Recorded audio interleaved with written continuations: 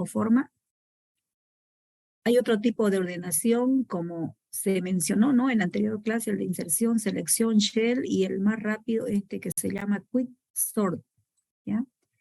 Eso es el que lo quiere trabajar un poquito mejor o tal vez leerlo, porque esto lo van a ver más específicamente en programación 1, como se mencionó, la parte de lo que viene a ser los arrays, ¿no? Los arreglos trabajando con números.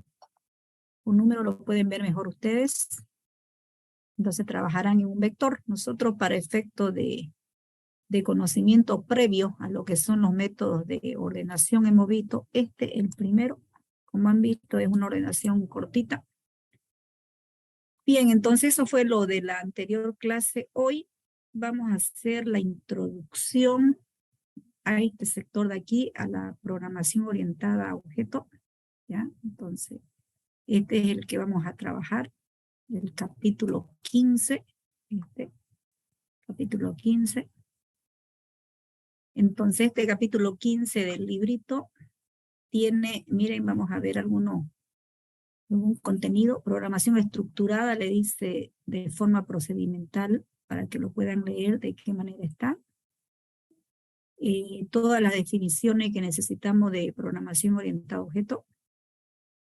Toda la parte de los modelados que se necesitan para identificar al objeto. Las propiedades o los métodos donde necesitamos para objeto. La parte del modelo, el diseño, su historia y alguna terminología. Entonces, dentro de estas características es importante, como una introducción del libro, de que la programación orientada a objeto es un enfoque conceptual específico para diseñar programas utilizando obviamente un lenguaje de programación, la cual tenga la característica de poder tener los siguientes conceptos importantes, como es la definición de una abstracción, de lo que es un encapsulamiento, es decir, un ocultamiento de la información, lo que vendría a ser un polimorfismo, una herencia, una reusabilidad o reutilización del código, cuando, por ejemplo, nosotros llamamos una función y el trabajo de otra función. Cuando veíamos en naturales, por ejemplo, para el promedio llamábamos a la suma y llamábamos también a la parte de lo que viene a ser el contarlo o la suma de los dígitos con la cantidad de dígitos que tenía, que fueron en funciones separadas. Eso significa llamar funciones, ¿no? Reusabilidad, reutilización. Entonces, de eso se trata la parte aquí de los conceptos, sobre todo esto de aquí, miren. Los elementos fundamentales de la programación orientada a objetos es esto, es la clase y el objeto. Entonces, tiene que saber en primera instancia la definición de una clase y la definición de un objeto, para que se pueda prácticamente visualizar y trabajar dentro de cada uno de ellos. De tal manera, como dice, la programación orientada a objetos está concentrada prácticamente en todo lo que es el objeto. Cuando ustedes miran alrededor del mundo real, ustedes están rodeados de objetos. De ahí la programación orientada a objetos. Por ejemplo, en este momento ustedes, para poder estar aquí en la clase, sí o sí tienen un objeto, llámese computadora, laptop, tablet, celular, es un objeto. De lo contrario, no iba a poder estar presente. Luego tiene los objetos intangibles también, que podemos percibir que viene a ser la parte del software. Usted tiene que tener internet, tiene que tener el acceso, se puede decir, totalmente estable para poder estar en esta clase de videoconferencia. Si nosotros seguimos visualizando alrededor de lo que ustedes están, tienen un escritorio o una mesa, tienen una silla, tienen todo lo que ustedes perciben alrededor. Entonces yo, por ejemplo, puedo definir las características que posee en la clase a través de su nombre, de su atributo y de sus métodos. Entonces, eso es un poquito de introducción aquí para que ustedes también lo puedan ver la transición desde la programación estructurada hacia la programación orientada a objeto, así como se ha podido ver en la programación estructurada, por ejemplo, donde se han podido evidenciar ya las características en la cual se van prácticamente desarrollando a través de una entrada, un proceso y una salida, de tal manera de que cuando llegamos a la programación modular, se van manipulando la información a través de módulos. Cada módulo va representando la característica de funcionalidad con tareas específicas para que se pueda ver. En síntesis, nosotros podemos ver de que todos los algoritmos que hemos venido trabajando son los métodos que utiliza el programa, que vienen a ser prácticamente algoritmo más dato es lo que hace un programa. El algoritmo más dato es un programa, ¿no? En el cual se van facilitando cada una de las interacciones. También tal vez recolectar un poquito, ¿no? Lo que hemos venido también estudiando, de que dentro de la programación estructurada hemos utilizado bloques de construcción. Esos bloques de construcción han sido aquellos bloques que siguen una secuencia de línea, de acción a acción o instrucción a instrucción. Otro donde hemos utilizado las estructuras de control, que también se llaman de selección, condición o alternativa, donde se van evidenciando las estructuras de control simple, doble, múltiple. Pero también se han visto los bucles, es decir, las estructuras repetitivas. En esta estructura repetitiva lo hemos visto a las tres características, en la estructura mientras, para y la estructura repetir hasta, ¿no? Entonces, dentro de esas características es lo que se tenía la parte de la programación estructurada, pero aquí podemos ver limitaciones de la programación estructurada. Cuando el problema a resolver es complejo, la programación se hace más difícil, es decir, va creciendo. Para los problemas que son sencillitos, la programación estructurada los representa sin ningún tipo de dificultad. La dificultad comienza cuando se van haciendo mucho más grandes, entonces prácticamente se van definiendo variables globales, como ustedes lo han visto ya en los ejercicios, y se ha podido trabajar con los módulos, y cada módulo se han identificado sus variables locales con su propia funcionalidad para trabajar bajo ese esquema, ¿no? De tal manera de que si un programa es grande, va a haber un momento en que las diferentes funciones que se van trabajando va a poder sacar de diferentes datos globales diferentes características. Eso implica de que se van a manejar más de un formulario, se van a tener abierto un conjunto de código, bueno, en fin, ¿no? Muchas características, por eso es que evidenciamos de que la función de varios lados va a requerir información. Pero lo que nos corresponde ahora es el modelo, ya de forma introductoria, todo lo que viene a ser orientado a objeto, como se comentó, del mundo real. Tal es el caso que yo diga, a ver, vamos a definir a una persona como un objeto. Entonces yo digo la clase persona. La clase persona que tiene atributo y tiene métodos o mensaje. Entonces yo digo como persona, ¿cómo lo puede describir? Yo puedo decir cuál es su estatura, qué color de cabello tiene, qué contextura tiene y todo lo que yo quisiera describir acerca de una persona.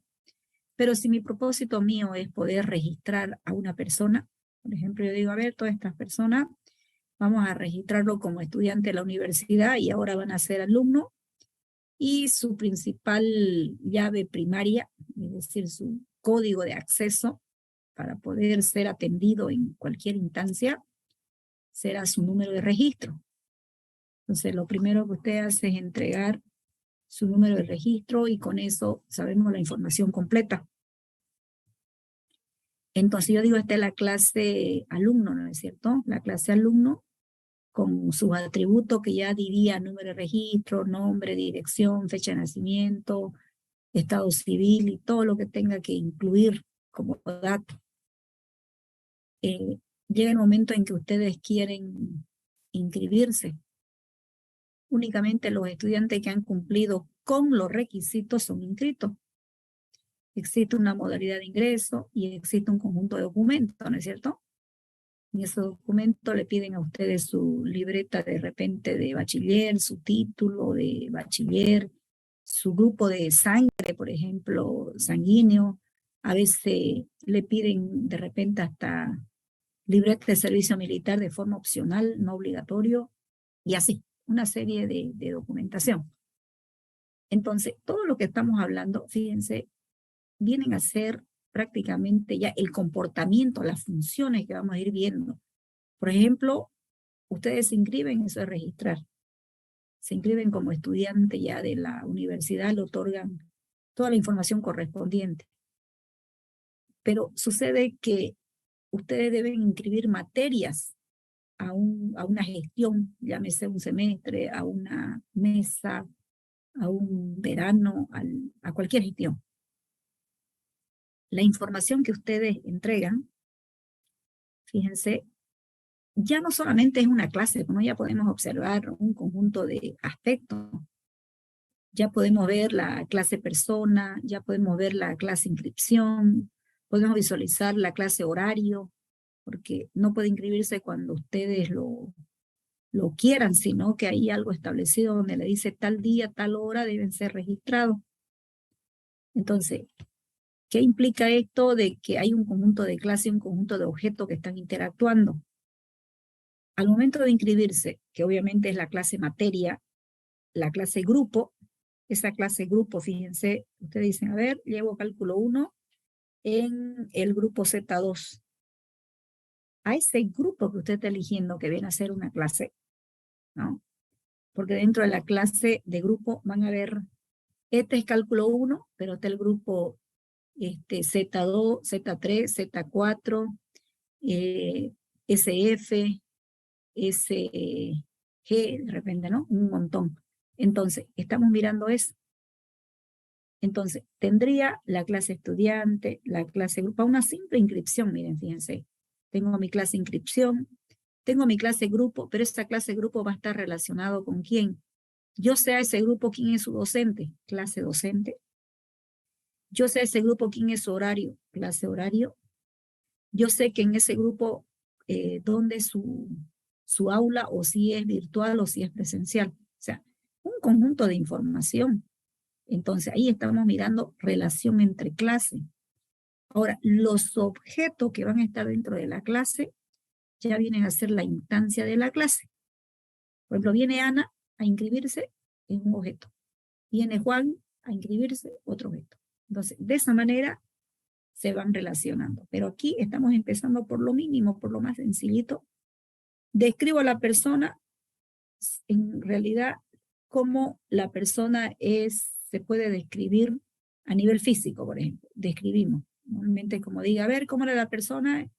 Tiene esta estatura, era de contextura delgada, tiene los cabellos largos, y así sucesivamente. Entonces, pero viene la siguiente persona, podemos seguir describiendo y cada uno va a tener diferentes contexturas, pues, ¿no?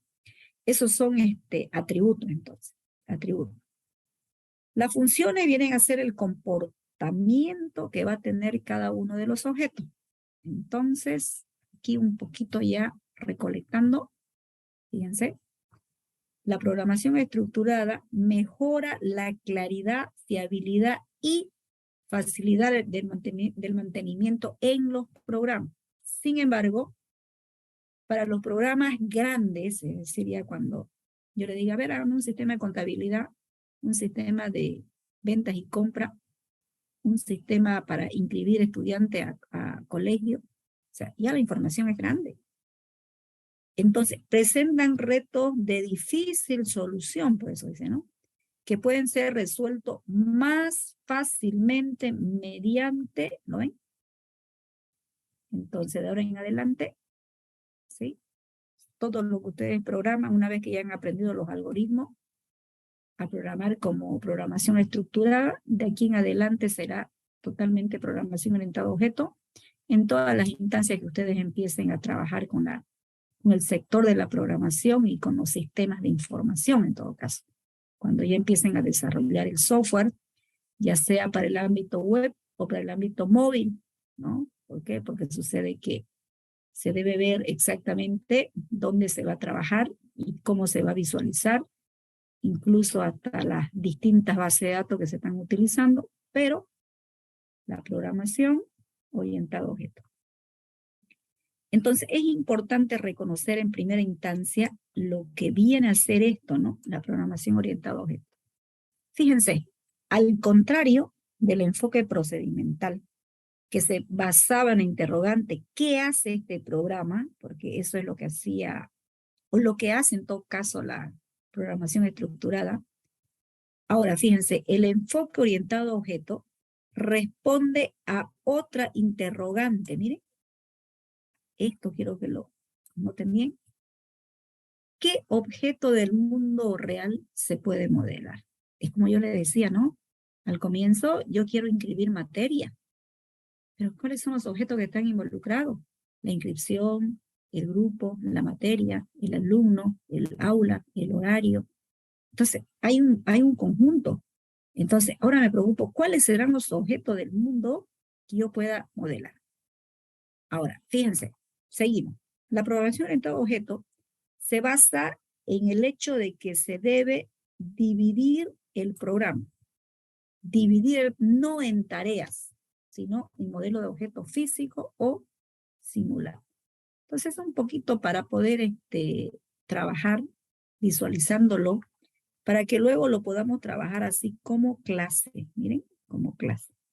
De tal forma de que los términos que se van a utilizar van a ser las clases, los componentes, la propiedad, el comportamiento y todo lo que involucre en la parte de la clase. Entonces, es así como se van a ir identificando. Aquí un poquito les dice acerca de qué tipo de lenguaje se utiliza dentro de lo que viene a ser objeto y cómo se lo representa, pero esto sería nuestro modelo o la organización de un programa orientado a objetos. Entonces, cada clase tiene su nombre, sus atributos y sus métodos. Cada clase. Significa de que en cada clase yo tengo los objetos que van a ser las instancias de mi clase. ¿Eso dice? Ya que la instancia es un objeto específico donde voy a poder colocar y la llamada de una función miembro de un objeto se conoce como envío de un mensaje al objeto. Entonces yo voy a enviar mensaje, ese viene a ser prácticamente mi método. Eso es lo que se conoce como una función miembro de un objeto. Entonces, yo digo, por ejemplo, mire, este es el alumno. Yo puedo decir, este de aquí es el estudiante, por ejemplo, ¿no? Este estudiante está conectado con su semestre, por ejemplo. Vamos a verlo un poquito mínimo. Este alumno tenga el primer semestre, segundo semestre, tercer semestre. Pero para que este alumno esté en el primer semestre, que es el caso de ustedes, yo tengo que saber que en este primer semestre hay estas materias. Para la materia 1 que usted selecciona, debe saber en qué grupo. Y en ese grupo, ¿qué información tiene? ¿Cuál es el horario? ¿Quién es su docente? Miren, fíjense, cuando ustedes quieren inscribirse, ustedes lo primero que buscan es su maestro de oferta. Ese maestro de oferta tiene el propósito de colocar todas las materias con su respectivo grupo, su horario y los docentes asignados a cada uno de ellos, para que estén listos, para que ustedes puedan seleccionar, porque el sistema le puede entregar a ustedes la materia que ustedes llevan, pero le da la posibilidad de que ustedes puedan elegir a la hora de inscribirse, ¿qué cosa? El grupo, ¿no? Con el simple hecho de decir, este es el grupo Z2, ya yo sé que el grupo Z2 tiene relacionado, por eso es un conjunto de clase, por eso dice qué clase yo necesito, ¿no? Está hecho en el mundo real. Sabemos ya de que pertenece a una carrera, por ejemplo, la carrera pertenece a una facultad, porque si yo sigo mirando quiénes son mis clases y mis objetos que necesito, dentro de la universidad está la facultad, entonces estoy mirando de que yo tengo un objeto facultad, un objeto carrera, un objeto semestre, un objeto materia, un objeto grupo. En este objeto grupo tengo la parte de los horarios, de toda la información correspondiente. Entonces usted como estudiante viene y dice, primer semestre, 5 materias. Entonces cálculo 1, introducción a la informática, inglés y todas las materias, las 5 por eso. Pero ¿dónde está el detalle? En que cada estudiante que está inscrito está en un grupo. O sea, una materia tiene más de un grupo. Por ejemplo, yo digo introducción, ¿cuántos grupos tiene? 12 grupos, por decir. Entonces, la materia, ya yo digo introducción, la materia de introducción tiene 12 grupos. La materia de cálculo 1 tiene 15 grupos. Entonces, ahí estoy viendo la relación que está existiendo. Estas son relaciones que existen entre los objetos. Es un poquito tal vez tratar de describirlo, ¿no? Y ver las características necesarias. Por ejemplo, si lo hacemos más sencillito, el objeto auto. A ver, vayamos con objeto auto. El objeto auto, ¿sí?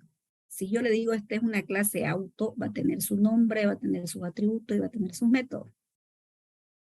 Entonces, cada auto tiene asignado un conductor. ¿Entiende? Cada auto tiene un conductor. Como auto, yo sé qué marca, qué modelo, qué color y todo lo que usted quisiera saber. Esos son sus atributos que lo describen. Ahora, a ese auto yo le voy a asignar un conductor. Entonces, el conductor, obviamente, es otra persona, fíjense, que viene a ser una clase, la clase persona. Pero esa clase persona debe ser un conductor. Voy a poner clase persona que no sabe manejar, por ejemplo. No se olviden de que para poder manejar, ustedes deben tener una licencia autorizada. Si ustedes son menores de edad, menores de 18 años, difícilmente pueden estar conduciendo libremente en la calle. ¿Por qué? Porque ya no se otorga ni siquiera el permiso de licencia que había antes, ¿no? Hoy día, a los 18 años cumplidos, le otorgan su licencia. Entonces, no puede estar. Entonces, yo estoy examinando, estamos mirando. Entonces, para ser conductor, significa que no solamente usted tiene 18, sino que debe saber manejar. Entonces, si usted sigue observando el mundo real, ¿cómo aprendió a manejar empíricamente o se fue a una autoescuela? Entonces, yo sigo mirando. Entonces, para ser un conductor, debería tener su licencia. Si yo digo, bueno, lo que a mí me interesa únicamente en este momento es poder ver de que este auto será conducido por un conductor o un conductor está conduciendo un vehículo. Entonces, estamos en ese escenario. Entonces, como vehículo, esos son sus atributos. ¿Y cuáles serán, fíjense, cuáles serán las funciones, los miembros o los métodos de un auto? Entonces, usted me va a decir que el auto se puede encender. Entonces, voy a poder encender. Otro de los métodos que voy a poder recorrer, es decir, cuando empieza a caminar. Otro de los métodos que usted va a poder frenar. Entonces, el auto se va a poder frenar. Es de noche, otro de los métodos va a encender sus luces. Entonces, ese es otro método, encender las luces. Otro de los métodos que usted diría es poder estacionar. Entonces, otro. Entonces, todo eso es del vehículo. Ahora, de la persona, obviamente tendrá sus datos. De repente, la persona se llama Juan Pérez, entonces es el conductor asignado a este vehículo. Entonces, de pronto, vemos el vehículo, qué tipo de caja tiene también, si es una caja automática o si es una caja manual. Porque si es una caja manual, tiene otra función. El conductor debe colocar que primero, al salir de repente está en neutro, debe colocarlo a primera. Sigue desplazándose, lo va a colocar a segunda. Sigue desplazándose a tercera. Entonces, ¿qué estamos Bien, de que el conductor es el que va a manipular todo el cambio de caja para que eso pueda manipularse. Eso es lo que se llama caja mecánica, ¿no? Pero de pronto, si el vehículo es una caja automática, el conductor ya no se ocupa, fíjense, ni se preocupa de estar pensando si lo pone en segunda o en tercera o qué es lo que ocurre.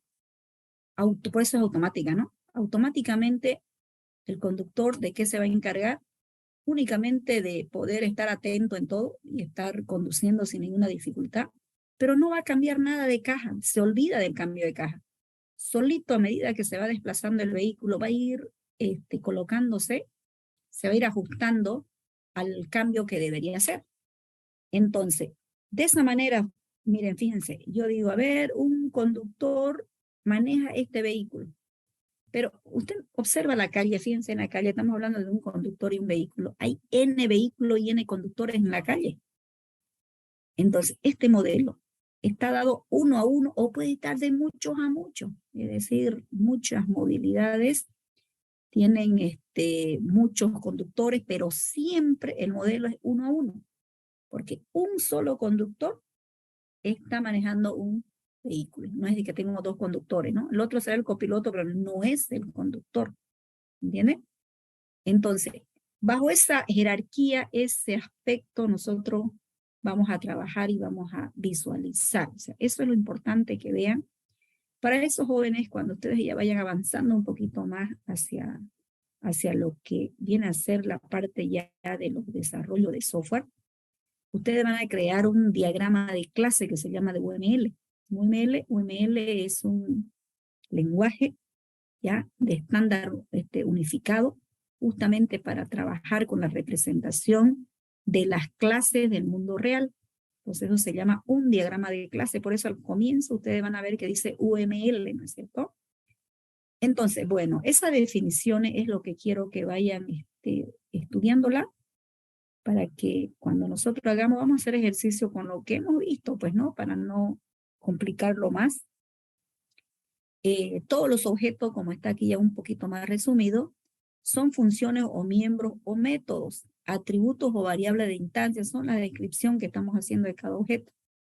Cuando yo envío un mensaje a un objeto, viene a ser la llamada de la función o miembro, ya cuando estamos trabajando.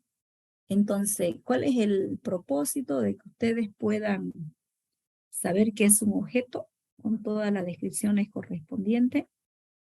Por ejemplo, que ustedes puedan tenerlo clarito, el concepto para que cuando ya se haga la definición de un ejemplo, como el caso de aquí, la clase auto.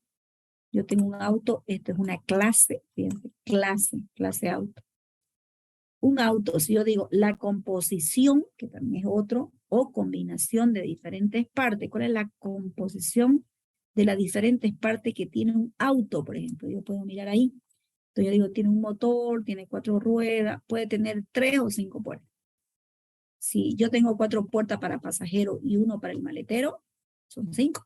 Pero si tengo 2 para el pasajero y para el conductor y una son 5, son 3. Entonces, de esa manera, fíjense, yo puedo ver como composición, que es otra parte de la definición de clase, donde veo composición, agregación, herencia, ¿no? Para poder trabajar un poquito con lo que es programación orientada a objetos. Un auto también, fíjense, se define como los diferentes tipos de fabricantes, así como la marca, ¿no? La marca que usted dice es Suzuki, es Toyota, es Ford, es Chevrolet, es Hyundai, lo que ustedes quieran ver. Y también por su categoría. Este auto es deportivo, es a todo terreno, es vagoneta, el tipo de auto que usted quiera, ¿ven? Entonces, tenemos que observar.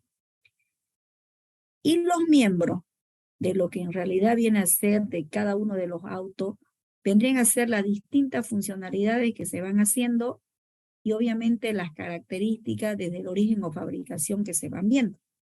Entonces, en síntesis, ya resumiendo, miren, después de haber hablado un conjunto de aspectos del mundo real, aquí, un objeto es algo que se visualiza, se utiliza para poder trabajar dentro de un rol. cuando el programa orientado a objetos trata de descubrir e implementar, que esto ya es código, los objetos en realidad juegan un rol muy importante dentro de lo que viene a ser el programa. ¿Ven? Las estructuras internas y todo lo demás deben ser trabajados bajo esas características. Por lo tanto, es importante recalcar, tal vez acá un poquito, los tipos abstractos de datos que tienen las clases. Siempre comenzamos definiendo lo más identificado es la clase. Luego ya los objetos. Identifico mi clase y luego los objetos que van a estar internamente. Para que yo pueda trabajar con los objetos, voy a decir instancia de una clase. Juan es una instancia de una clase, Ana una instancia de una clase y así sucesivamente para que se pueda trabajar bajo esas características. Luego, fíjense, los métodos que vienen a ser el comportamiento del objeto, la cual se tiene que trabajar bajo estas características y tener la capacidad de poder visualizar todo lo que se quiere hacer. Por ejemplo, yo digo, a ver, quiero inscribir, entonces hay un registro. Quiero adicionar, hay una modificación. En vez de 4 materias, ahora tiene 5. Quiero retirar, entonces en vez de que tenga 5, retiro 2, ahora tiene 3. Entonces, eso viene a ser las instancias de la clase, ¿no? Por ejemplo, un objeto es una instancia. ¿Ven? Miren, un objeto es una instancia o, si quieren verlo, ejemplar de una clase, categoría o tipo de datos. Por ejemplo, miren, un alumno y un profesor, como está aquí, somos instancia de la clase persona. Es como que yo le dijera, ¿un alumno es una persona? Sí. ¿Un docente es una persona? Sí. Entonces, ¿qué somos? Una instancia de una clase. ¿De quién? De la clase persona. ¿Quieren verlo así? Por ejemplo, yo digo, a ver, hoy día, ¿cuántos vinieron a clase? 57 estudiantes. Cada uno de ustedes es una instancia de la clase, ¿cierto? Entonces, por ejemplo, si seguimos explorando un poquito más y seguimos mirando los atributos y los comportamientos, lo veremos en este ejemplito. Mira este ejemplito que está un poquito más específico. Por ejemplo, esta es una simple lavadora. Miren, una lavadora. Imagino que alguna vez ustedes lo han usado o si no lo han utilizado, lo describimos sus características, ¿no? Esta lavadora, la función que tiene es poder entregar, de acuerdo a la manipulación de la función que tiene, entregar el resultado final, ¿no? Entonces, como lavadora, ¿cuáles serán? El nombre de mi clase es lavadora.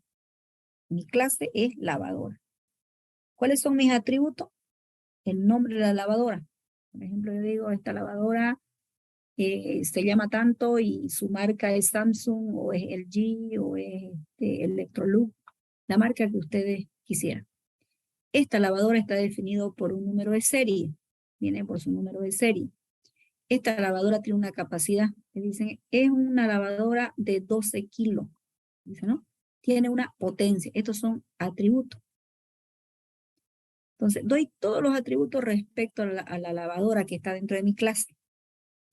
¿Cuáles son mis operaciones? Miren, ¿cuáles son mis operaciones? En esta lavadora, este es mi comportamiento en realidad, mis métodos. Uno de los métodos de esta lavadora, ¿qué voy a hacer? Encender, porque si no, no voy a poder trabajar. Lo primero que voy a hacer es encenderlo de repente, ¿no? Entonces tiene un botoncito ahí donde usted lo enciende,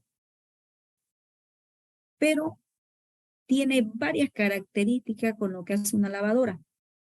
Si usted quiere solo lavar, tiene una función que diga lavar. Si usted quiere secar, tiene una función de secado. Si usted quiere que salga sin lo que es el agua, tiene la parte de centrifugado. Entonces, si usted quiere elegir directamente el tipo de ropa, puede ser solamente ropa blanca, jean, lo que usted quiera, tengo que saber, pues, ¿no? La funcionalidad del objeto. Entonces yo digo, esto es una ropa blanca. Entonces yo selecciono que directamente me pueda lavar, me pueda enjuagar y pueda centrifugar. Y me entrega directamente en 50 minutos el resultado total. Pero de pronto yo quiero nada más que sea centrifugado, puedo elegir. Por eso dice, puedo encender, apagar, lavar, aclarar, centrifugar y todas las operaciones, ¿sí? Como ustedes pueden ver. Esas son algunas notaciones en la cual nosotros estamos describiéndola y estamos trabajando bajo estas características, de tal manera que nosotros siempre que lo veamos, vamos a verlo bajo estas características. Continuando, miren, continuando con los conceptos, este modelo debe estar prácticamente identificado por su comportamiento, como habíamos dicho, y una identidad.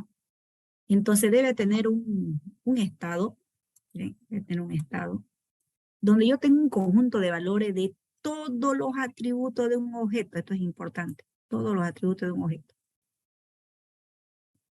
En un instante determinado de tiempo. El estado de un objeto viene determinado de valores, pero, fíjense, todo lo que estoy definiendo acá debe tener un comportamiento. Ese comportamiento viene a ser básicamente las operaciones que se pueden realizar con el objeto. Son las interacciones entre los objetos que se representan mediante un diagrama. Por eso le mencionaba yo de UML que está el diagrama de clase cuando yo tengo que instanciar un conjunto de clase para poder trabajar con cada uno de los objetos. Y como les dije, ¿no? Miren, fíjense, esto lo van a ver más adelante, ¿ya? Todo lo que viene a ser UML. Aquí está la parte de los diagramas de clase y todas las características que lo aprenderán luego. Entonces, aquí lo puedo ver un poquito más descrito, miren, donde cada objeto posee su propia identidad de manera implícita y cada objeto ocupa su propia posición, si quieren ver, en la memoria de un equipo. Entonces, yo tengo aquí el objeto 1 y aquí yo tengo el objeto 2. Y mi propósito es comunicación entre objetos por mensaje. Yo le puedo enviar y este recibe. Yo también le puedo enviar a este y recibe mediante los mensajes, que estos son mis métodos. Y esto es lo que usted lo hace en el código, los métodos. Eso es los métodos que se van trabajando dentro del código. Entonces, siguiendo con la parte básica de lo que viene a ser un sistema orientado a objetos, estamos mirando de que se pueden organizar el conjunto de objetos del mundo real, de lo que se necesita representar como un minimundo, y se puede trabajar bajo las características necesarias de tal manera que se puedan identificar los objetos que forman parte del modelo. Por ejemplo, yo le digo, a ver, hoy día esto es asistencia a clase. De 10 a 11:30 es la clase de introducción, donde la clase es virtual. Los objetos que yo identifico, que sería para esta clase, el horario, el grupo, los alumnos, los docentes, los recursos que ustedes están usando, computadora y todo lo demás. Y de ahí lo puedo ya yo relacionar cada una de las clases. Por ejemplo, yo digo, 56 alumnos están en la clase de introducción.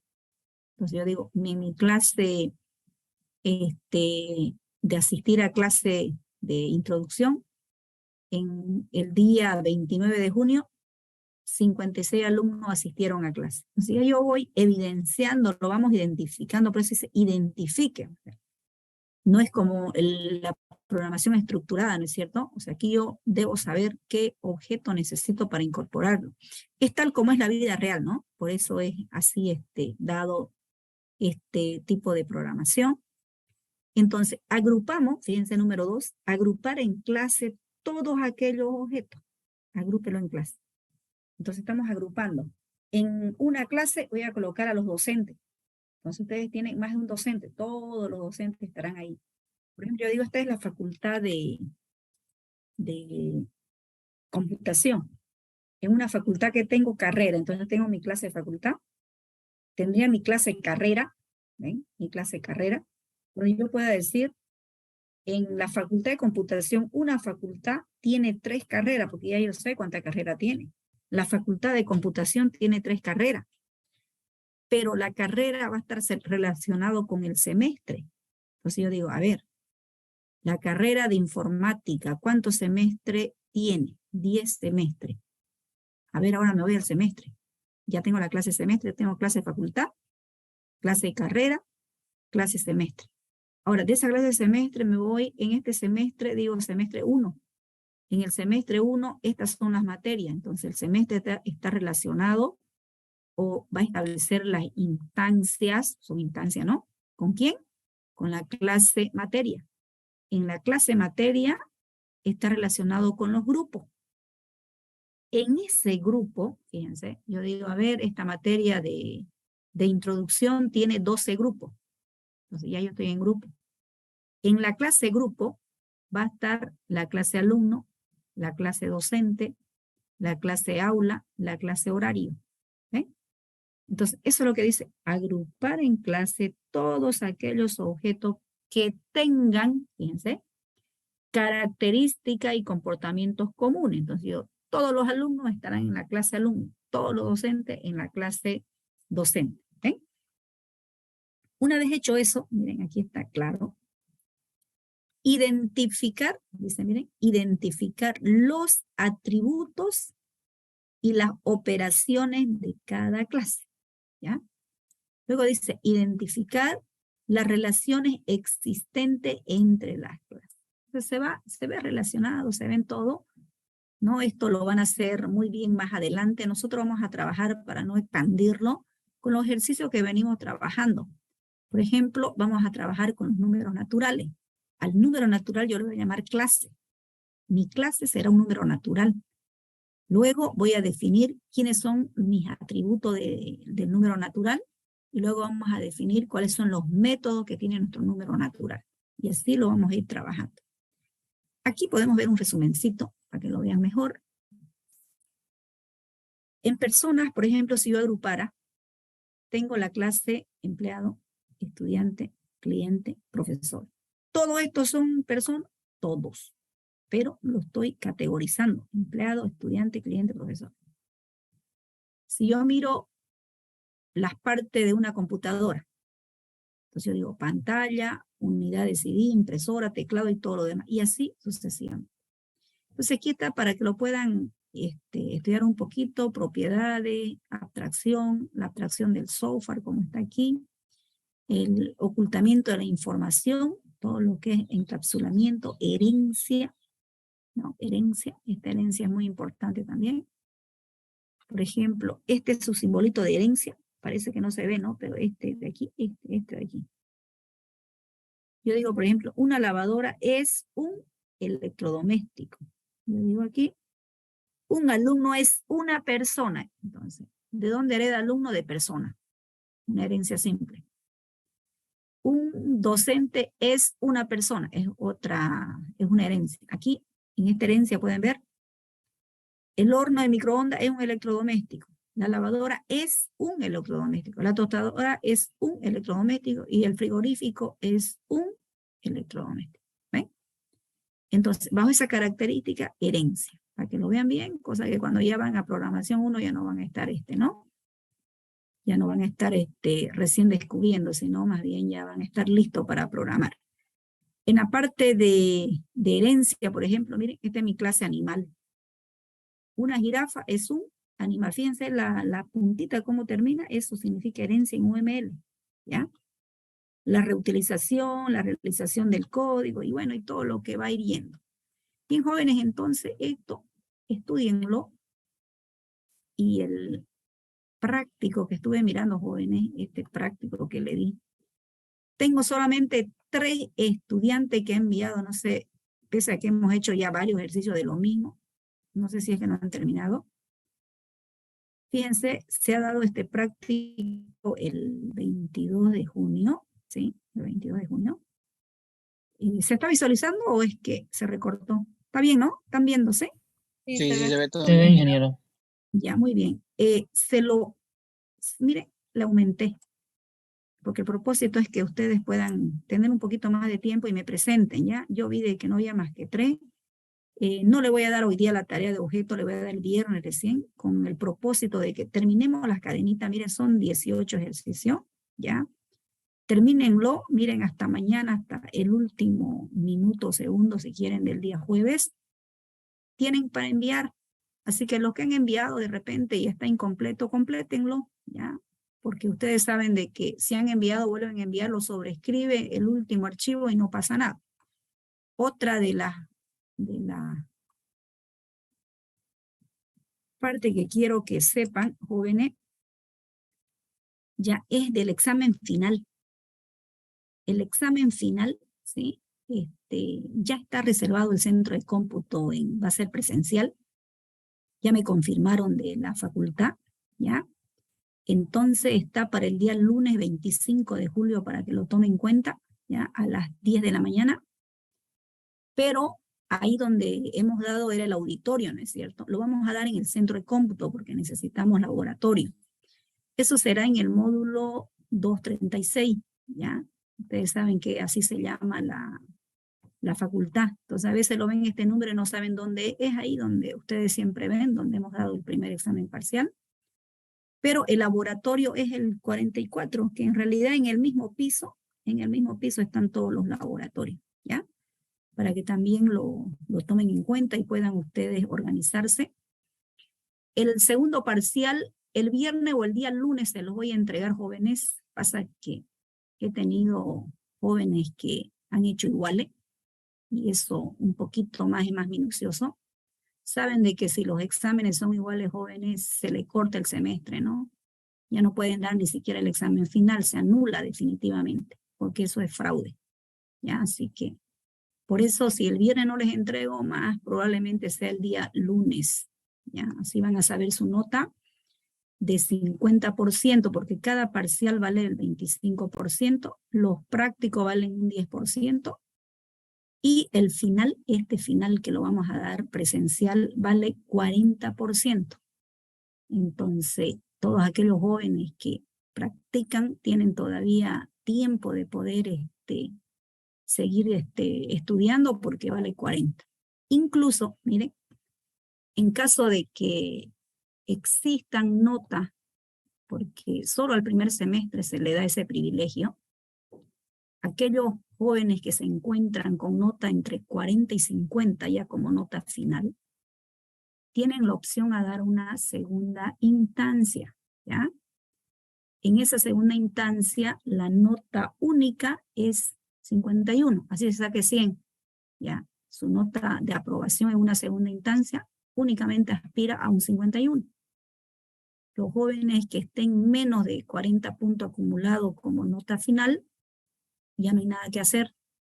La universidad le presenta otro tipo de gestión, hay mesas examinadoras, si está preparado en la mesa examinadora, directamente van y dan el examen, ya dan el examen y ahí si ustedes están preparados tienen la oportunidad de aprobar, y si ven que no están capacitados para presentarse a una mesa examinadora, lo que queda es volver a repetir el siguiente semestre, ¿no? Esas son las modalidades que existen. Bien, entonces, terminamos el práctico que tienen pendientes, jóvenes, y el día viernes habilitaremos ya el segundo práctico, ¿ya? Yo creo que 1 o 2 prácticos más vamos a hacer, y luego ya será la parte del final, ¿sí? Aquí quedamos, jóvenes, entonces. Continuamos la siguiente clase, ¿ya? Hasta luego. Hasta luego.